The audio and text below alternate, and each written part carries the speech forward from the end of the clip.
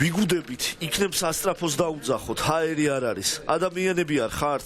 ჩვენი ჯანმრთელობა არ გაინტერესება. ჩვენ ადვოკატებს აინტერესებდა ჯანმრთელობა რომ აინტერესებს, იმიტომ მოგეცეთ შესაძლებელი როგორც ადვოკატებს. შვილები არ ყავთ, მოგვეცით პროცესზე ნორმალურად დაასწრების უფლება.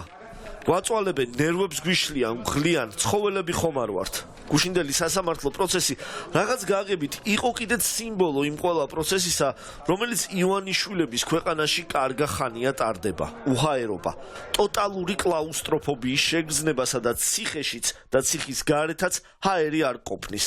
არა უჰაერობის, არამედ უსამართლობის გამო, რომელსაც მოსამართლე არღვევს. ესენი ახალს არაფერს არ იტყვიათ. მე მოლოდინი მქონდა, რომ გუშინ ამ ბიჭებს გამოუშვებდნენ გარეთ და მე ჩემი შვილის გამოშვების იმედიც მქონდა, მაგრამ გუშინ 11-ივე ისევ გაუშვეს პატიმრობაში, ამიტომ დღეს განსაკუთრებით მშვიდათა ვარ, იმიტომ რომ არ ველოდები გამოშვებას. უბრალოდ ყველა დაესწროს მინდა რა. შვილები მაინც დავინახოთ და ჩვენი ახლობლები მაინც დავინახოთ. მე მგონი ამის უფლება გვაქვს. თუ არა, მაშინ არ აქვს რა აზრი და ეს მაინც ფარსია ყველაფერი და შოუა. არ გვინდა მაშინ საერთოდ დავტოვოთ რა. არ გვინდა, არ მივიღებთ მონაწილეობას მაშინ. გუშინდელი სასამართლო შაბათ დღეს 1 საათის დაგვიანებით დაიწყო, თუმცა 1 საათით ადრე დარბაზში შინაგან საქმეთა სამინისტროს თანამშრომლები მივიდნენ და მათ დამსწრეებისთვის განკუთვნილი 2 რიგი მთლიანად დაიკავეს. მოსამართლე ირაკლი ხუსკივაძეს უნდა გადაეწყვიტა, ტოვებდა თუ არა პატიმრობაში ჯგუფური ძალადობის საქმეზე დაკავებულ 19 წლის ბიჭებს. თუმცა პროცესის მსვლელობისას 19 წლის ირაკლი მიმინოშვილი შეუძლოდ გახდა. 8 დაკავებულის პროცესი გუშინ ყველაზე პატარა დარბაზში ჩაინიშნა. აღიჩობენ ოთახში, მთელი დღეა ეხვეწებიან ცალკე სასამართლოს მოსამართლეებს, ცალკე ადვოკატები ეხვეწებიან, ცალკე ბრალდებულები, ცალკე ჩვენ რომ მოგვეცით საშუალება ვისუნთქოთ ჟანგბადით. ასეთი მკვდარი სასამართლო, ასეთი უსულო, უგულო და ასეთი არაადამიანური მოპყრობა ყველას მიმართ არასოდეს არ მინახავს. უჰაერობის გამო ადამიანები ცუდად ხდებიან, სასტრაფო დახმარების გამოძახება საჭირო ხდება და აი ეს თუ რამე აჭიანურებს პროცესს, ეს აჭიანურებს. რა თქმა უნდა. კიდე შეიძლება ვინმე ცუდად გახდეს, კიდევ გაჭიანურდეს. ადვოკატის მოთხოვნას, რომ ადამიანი ცუდადაა და იქნებ დროებით შევაჩეროთ პროცესი, მოსამართლე ხუსკივაძემ ცინიკურად უპასუხა. საბოლოოდ მიმინოშვილი ცუდად გახდა და სასამართლოში სასტრაფო სამედიცინო დახმარება მივიდა 19 წლის ბიჭის დასახმარებლად. ესე არ შეიძლება, ესე მონობა არ შეიძლება, ბავშვი გახდა ცუდად, მეც ცუდად გავხდი. წყალს არ გვაძლევენ, ჰაერს არ გვაძლევენ. ბაბუა ბიძები, ჩამოსული ბიძაშვილები და დარბაზში არ უშვებენ. არ შეიძლება, მართლა ადამიანები არიან, ცხოველები ნამდვილად არ ვართ ჩვენ. ბრალდებულები, ადვოკატები, ნათესავები და ოჯახის ახლობლები საქმის დიდ დარბაზში გადატანას ითხოვენ. მოსამართლე პირდება, რომ დარბაზში 2 მაგიდას ჩაადგმევინებს. ერთ-ერთი ბრალდებული გახდა ცუდად. გახდა საჭირო სასტრაფოს გამოძახება მისი ჯანმრთელობის მდგომარეობის გაუარესების გამო. სამედიცინო ცნობის მიხედვით დადგინდა, რომ ბრალდებულის ცუდად გახდომის მიზეზი იყო უჰაერობა, უჟანგბადობა. ხეთ რომ უჰაერობას უკავშირდება ბრალდებულის ცუდად გახდომა. დიახ. რატომ აპირებთ არასწორად? რა თქვა ბრალდებული? მოსამართლე ხუსკივაძე, როგორც ექიმი ამბობს, რომ ეს ტყუილია და მიმინოშულს ჰაერი ყოფნიდა. არგუმენტად იქვე იშველიებს დასკვნას და კითხულობს, რომ ბრალდებული უჩივის შემცივნებას, კანკალს, თავის ტკივილს და უკავშირებს სტრესულ ფონსო. იქვე ადვოკატი კოჟორიძე ართმევს დასკვნას მოსამართლე ხუსკივაძეს და თავად კითხულობს, სადაც მოულოდნელად გარკვევით წერია, რომ უჟანგბადობის გამო უჩივის მიმინოშვილი თავის ტკივილებს. უჟანგბადოს სიტყვა წერია. მე ვერ ამოვიკითხე ეს სიტყვა. არ წერია, ხო დარბაზის პრობლემა არის. ის ჯანმრთელობის მდგომარეობა. დააკვირდით, რა არგუმენტს იშველიებს მოსამართლე. არ წერია, ხო დარბაზის პრობლემა არის. ის ჯანმრთელობის მდგომარეობა. ანუ მოსამართლე ამბობს, რომ დიაგნოზში არ წერიაო, რომ დარბაზის ზომის გამო მოხდა უჟანგბადობაო. ანუ აბსოლუტურად სერიოზულად ზრდასრულ მოსამართლეს გონია, რომ ექიმი პაციენტს დიაგნოზს დაუწერდა, რომ დარბაზი ნომერი 14 არის 38 კვადრატი, უფანჯრო, სადაც ყოფნა ვნებს ბრალდებულის ფილტვებს. სიმართლე რომ გითხრათ, ახლა მეც ისევე დაბნეული ვარ, როგორც თქვენ, იმიტომ რომ ვერ გავიგე საერთოდ რა ხდება.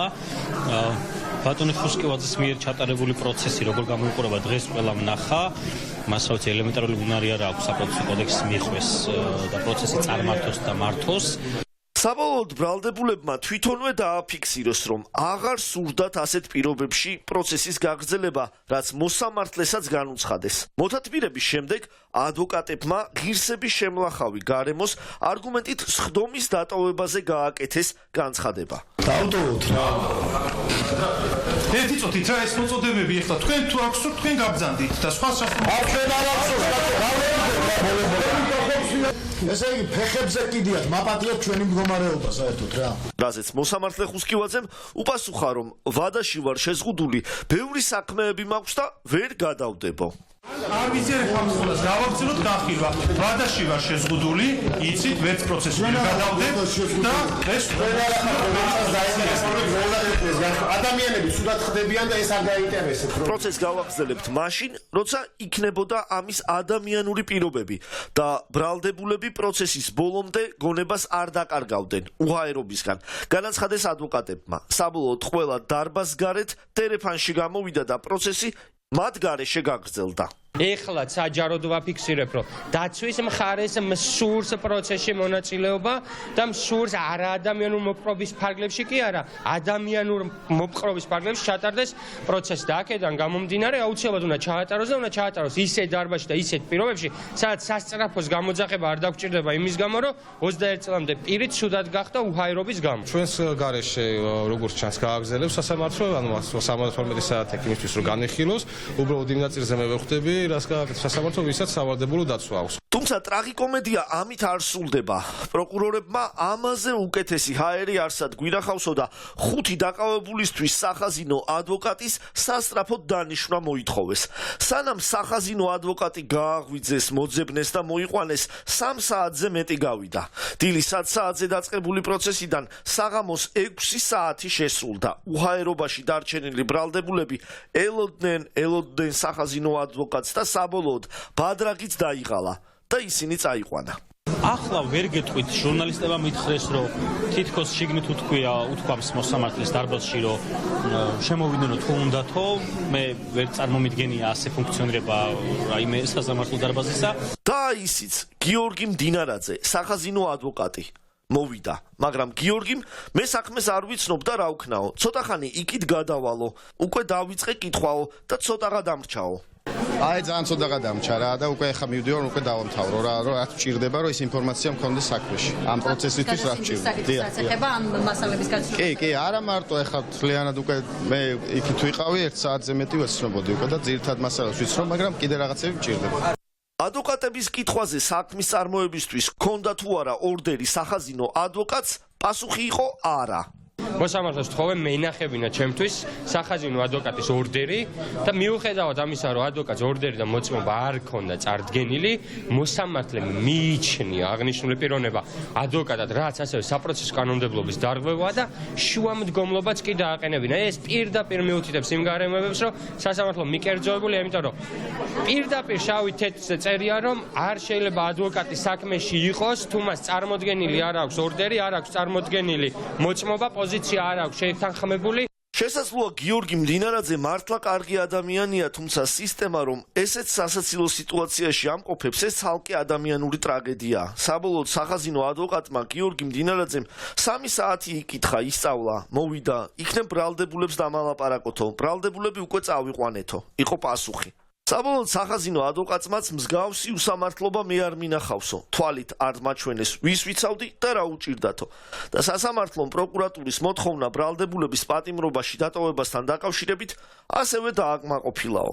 მასთან შეხვედრაც ვერ მოხერხდა და სასამართლოს თხოვე აღნიშნულთან დაკავშირებით მოეხდინა შესაბამისი ღონისძიებები, რომ მომცემოდა საშუალება მათთან შეხვედრის, მაგრამ სასამართლო განაცხადა, რომ აღნიშნული შეუძლებელი იყო და ამიტომ მათ გარეშე ჩატარდა, მათთან შეხვედრის გარეშე ჩატარდა აღნიშნული სხდომა და მიღებული იქნა გადაწყვეტილება, რომ შეფარდებული პატიმრობა ძალაში დატოვა. რაც მიმაჩნია, რომ არის მათი უფლებების უხეში დარღვევა, მათი პოზიციის მოსმენა აუცილებელი იყო სასამართლოს მხრიდან და დაეყნო მხოლოდ და მხოლოდ ოკს, რომელიც შედგენილი იქნა საბადრაგო სამსახურის მხრიდან, რომელსაც არც ერთი ბრალდებული არ აწერდა ხელს, ამიტომ მის სანდოობაც ეჭქვეშ დგება. მოსამართლეების ხუსკივაძისა და ჯაჭვარძის სამართლის 2 დღე რეალურად ერთი დღის გაგრძელება იყო, სადაც სიტყვა სამართალი ყველაზე დიდ წინააღმდეგობასთან მოდიოდა შინაარსთან.